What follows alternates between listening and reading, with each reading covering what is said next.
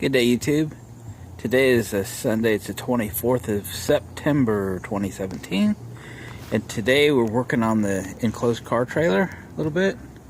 Oh, gotta catch that hot air balloon this morning. So I bought this trailer from a good friend who bought it. It was a year or two old, I think, when he got it.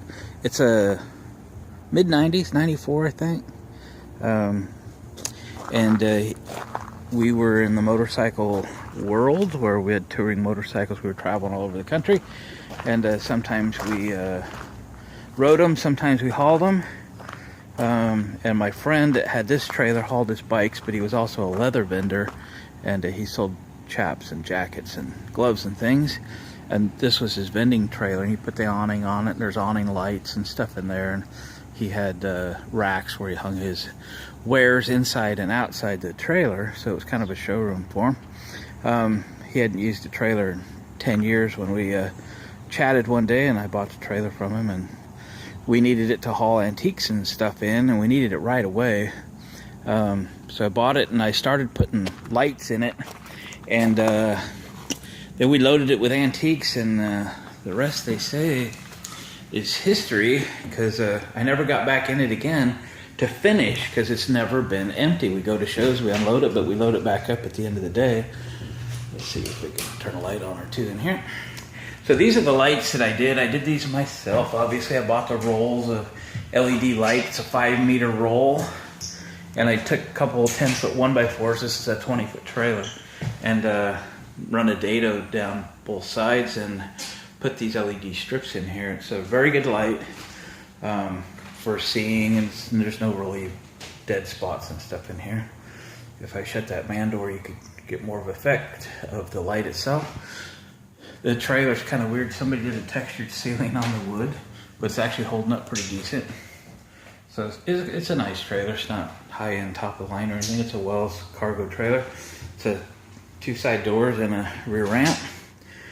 But getting back to the lights, so I had temporaried them in so I could just hook a battery up to them and make the lights work, so we could see the load and unload in the very wee early morning hours, and it worked okay. Back 4 or 5 years ago, I had took the switches out of the wall to try to figure out how this thing was wired so that I could wire the lights in to these switches that originally had, I think there was probably 2 or 3 12-volt little dome lights in here, which I took out and threw away. So here's what I have determined. These are basically a 3-way switch setup where if you're in and out this side door, you can turn the lights on with that switch. If you're in and out the man door on the right side, you could operate the lights from here. So the question is where does the power come in? So with a little bit of research, I determined that the power comes in right here. So in the center, see that? In the center of this 3-way switch. So in the center of the other 3-way switch, that would be where the wire would go up from there to the light. And these two here in the electrical world, the top and the bottom, we call those travelers. So power comes in here, and it either goes out this one or this one. These make up on the same position on the other switch, and depending on the position of the rocker switch, if I flip this switch, your lights go out, flip it back, they go on. But if I wrap this light up here, if I go over to this switch, flip it into either position, lights go off, lights go on, or they go off over here and come back to this switch again, turn them back on, obviously lights go back on. So I'm taking this a step further, and this is what I wanted to show you, is that in that cabinet where I have all that junk right now, because I'm kind of working on things, I want to have a battery, just a 12-volt battery. It's not going to be anything crazy. These are LED lights. They don't take much power. I'm not going to recharge it off the truck or anything. I'll just charge it when I need it.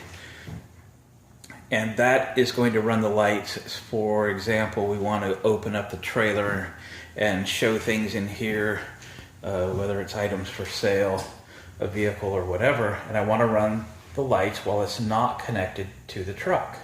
So I'm going to put a battery in there. So I would like to have a switch to select either the truck battery or what I call the house battery, the battery that's in the trailer. One or the other. You don't want to connect them together, you want them one or the other. So the next task was for me to find this hot wire that we just found over at this switch in the center position. And I took off this trim up here to find that hot wire. Is that one right there that is tie wrapped. You're sort of in focus.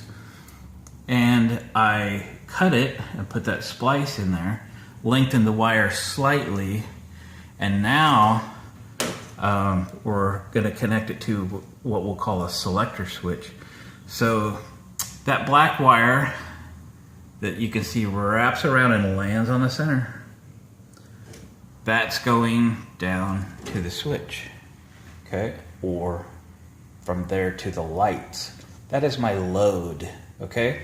That's the load from the center, past that blue splice, down the wall, to the center of the switch.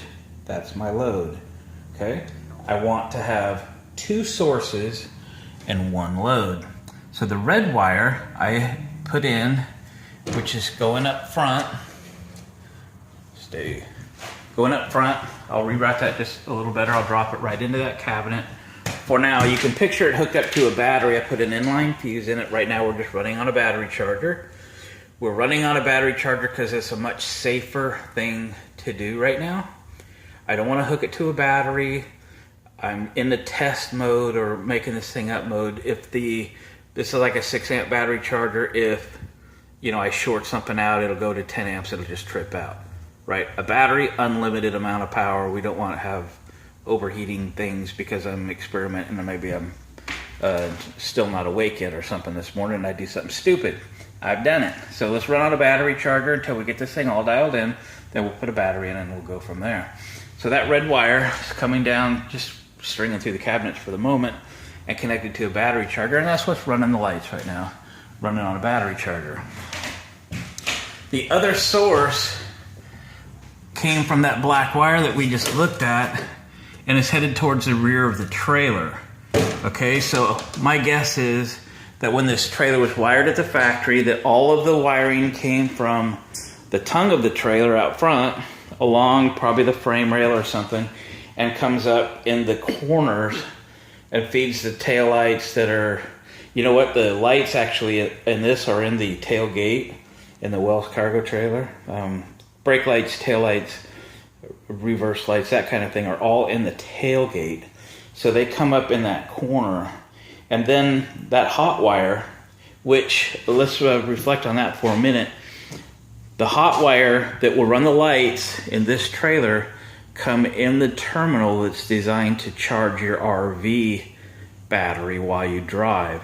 So it has a standard 7-wire RV plug, and one of the plugs comes from the charge system in the truck.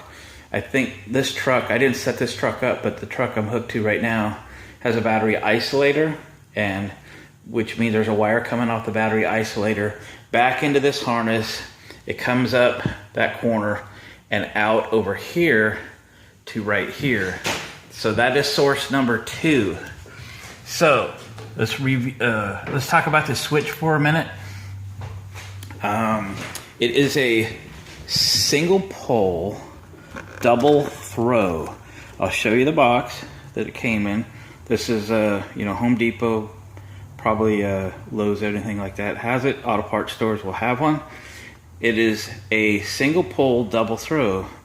It is similar to these. These are also single pole double throw, where it is one pole, but it will connect either these 2 wires together, the bottom 2, or the top 2. The center is common, right? On one side the center is power, on the other side the center is lights, and in one position it connects the center with the bottom, in the other position it connects the center with the top.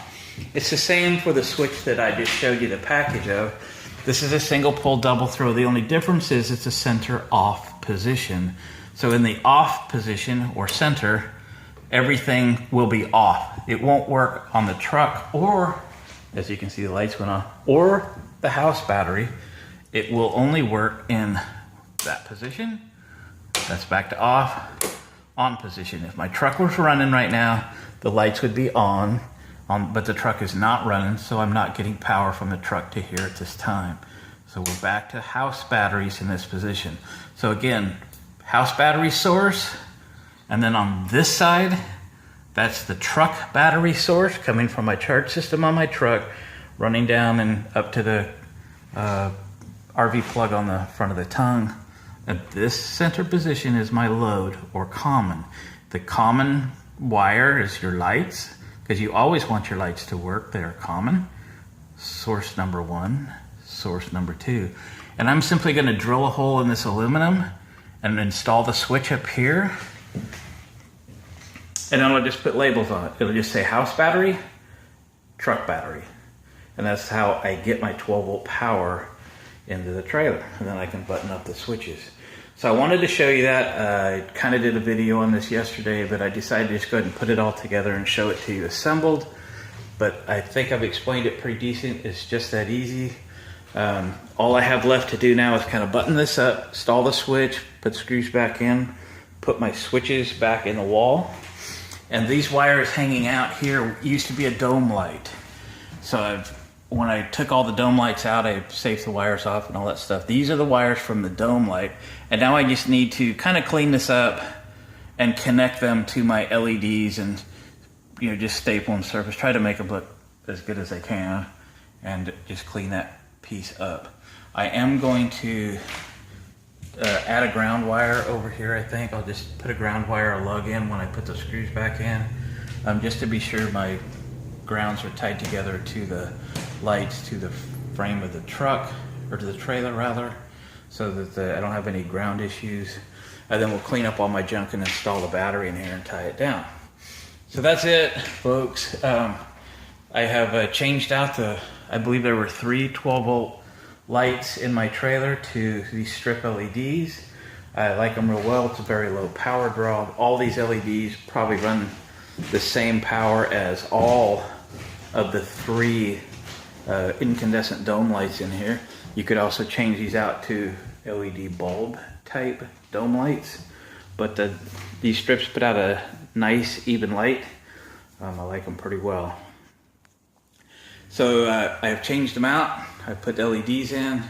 I have tied them now into the factory switches, and I have added a second source to power them, being a battery in that cabinet, and I can select from that selector switch which power source I use, my truck or the trailer.